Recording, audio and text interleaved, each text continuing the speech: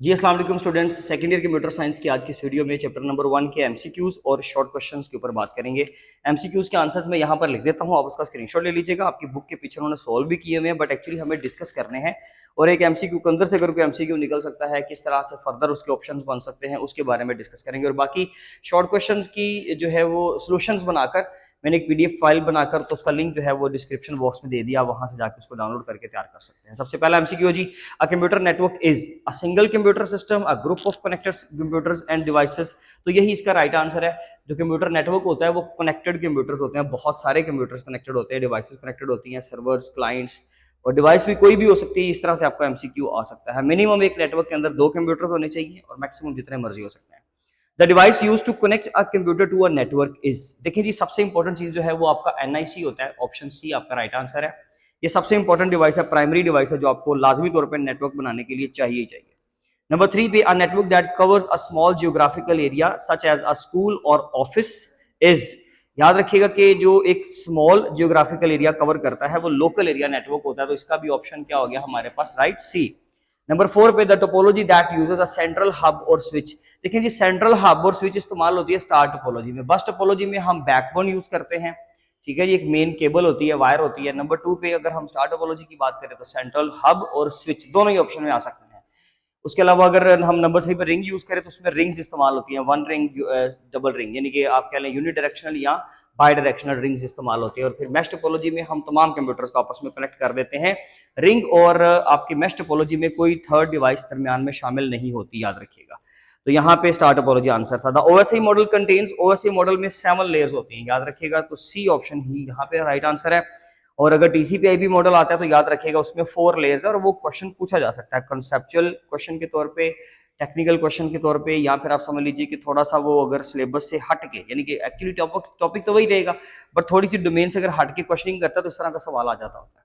The protocol mainly use to view web pages is. देखिए जी, FTP file transfer करने के लिए, डीएनएस डोमेन नेम को आईपीस में कन्वर्ट करने के लिए, टीसीपी एक रिलायबल कनेक्शन देने के लिए, और एचटीटीपी आपका इस्तेमाल होता है वेब पेजेस के लिए। तो कोई भी आए आपने उसके मुताबिक आंसर दे देना। डी ऑप्शन फिलहाल हमारा राइट आंसर है। The main function of a router is to. Router का काम होता है डिवाइसेस को कनेक्ट करना, नेटवर्क्स को कनेक्ट करना, या फिर पैकेट्स को फॉरवर्ड करना। सी ऑप्शन यहाँ पर राइट आंसर है। DNS is use to convert domain names into IP address, C answer. The device that converts digital signals for internet transmission is. जो डिजिटल सिग्नल्स को इंटरनेट ट्रांसमिशन के तौर पे चलाता है, कन्वर्ट करता है सिग्नल्स को, वो मॉडेम का काम होता है। ये जो डिजिटल से एनालॉग सिग्नल में या एनालॉग से डिजिटल की जो कन्वर्जन है, यानी कि मॉड्यूलेशन और डीमॉड्यूलेशन का प्रोसेस, वो मॉडेम से ही होता है। तो सी आंसर, सी ऑप्शन आपका राइट आंसर है। The topology that provides the highest reliability is. जो सबसे ज्यादा हाईएस्ट रिलायबिलिटी आपको प्रोवाइड करती है वो टोपोलॉजी आपकी मैश टोपोलॉजी कहलाती है, ये याद रखिएगा, ठीक है जी। इसके अलावा हमारे पास जी कुछ शॉर्ट क्वेश्चन हैं, उनको डिस्कस करते हैं। 10 शॉर्ट क्वेश्चन हैं, बारी बारी मैं आपको एक्सप्लेन कर देता हूं, ठीक है। सबसे पहला शॉर्ट क्वेश्चन है, what is a computer network. Computer network क्या होता है? सिंपली जब दो से ज्यादा कंप्यूटर आपस में जुड़े होते हैं, कनेक्टेड होते हैं, उनको हम लोग उसको बोलते हैं कंप्यूटर नेटवर्क। इसके बहुत सारे बेनिफिट्स हैं। ऑब्जेक्टिव्स की जो 2-3 हेडिंग्स हैं वो साथ आपने लिख देनी है और एक डायग्राम बना देनी है। 3 सेगमेंट्स होंगे, अच्छे नंबर मिल जाएंगे। Write two uses of computer networks. Computer networks के फायदे बता दें, यानी कि वही फाइल शेयरिंग कर सकते हैं, हार्डवेयर शेयरिंग हो सकती है, यानी कि रिसोर्स शेयरिंग कर सकते हैं, कोलैबोरेशन कर सकते हैं, फिर वीडियो कॉन्फ्रेंसिंग हो सकती है। इसके अलावा ये हमें लर्निंग मैनेजमेंट सिस्टम यानी कि एलएमएस के अंदर हमें हेल्प आउट करता है। एजुकेशन में अलग फायदे हैं, बिजनेस में अलग फायदे हैं, हेल्थ में अलग फायदे हैं। हर फील्ड के अंदर आप 2-3-4 जो है वो बनाकर लिख सकते हो। हेडिंग सबकी दे दें, लेकिन आप उसको उसमें से कोई 2 के ऊपर अच्छा सा जो है वो कंटेंट तैयार कर लें। इसके अलावा है जी आपका क्वेश्चन है यहाँ पर, question number 3, what is network architecture. Network architecture के अंदर सॉफ्टवेयर, हार्डवेयर और तीसरी चीज होती है कम्युनिकेशन प्रोटोकॉल्स। ये तीनों चीजें मिलकर आपका आर्किटेक्चर बनाती हैं। एक आर्किटेक्चर के अंदर एक्चुअली हम डिजाइन देखते हैं कि पूरे कंप्यूटर के अंदर, नेटवर्क के अंदर तमाम डिवाइसेज आपस में किस तरह से कनेक्टेड है। नंबर 4 पे, name any 2 components of a computer network. Computer network के दो कंपोनेंट्स के नाम बताने। एक कंप्यूटर नेटवर्क जो होता है उसमें सेंडर हो सकता है, रिसीवर है, मैसेज है, प्रोटोकॉल है, कम्युनिकेशन मीडियम है, ये सारे उसके कंपोनेंट्स हैं। अगर नंबर 5 पे बात करें what is the OSI model, तो ओएसआई मॉडल क्या है जी, ओपन सिस्टम इंटरकनेक्शन मॉडल है। 1984 में ISO international organisation of standardisation ने इसका कॉन्सेप्ट दिया और ये बेसिकली जस्ट एक कॉन्सेप्चुअल मॉडल है, एक ऐसा फ्रेमवर्क है जो सिर्फ हमें समझने में हेल्प करता है कि कम्युनिकेशन एक्चुअली होती किस तरह से। इसमें टोटल 7 लेयर्स हैं, सेंडिंग साइड से यानी कि क्लाइंट साइड से ऊपर से नीचे, सर्वर साइड यानी कि जब हम रिसीविंग साइड की बात करते हैं तो हमने नीचे से ऊपर पढ़ना है, बट डायग्राम उसकी वही स्टैक फॉर्म में बनेगी जो आपने देखी हुई है बुक के ऊपर। Question number 6, right the name of any two network topologies. दो के सिर्फ नाम बताने हैं, आप बस टोपोलॉजी और स्टार टोपोलॉजी लिखेंगे, नाम बेशक सारे लिख दे कोई फर्क नहीं पड़ता, आपको वो नंबर दे देगा।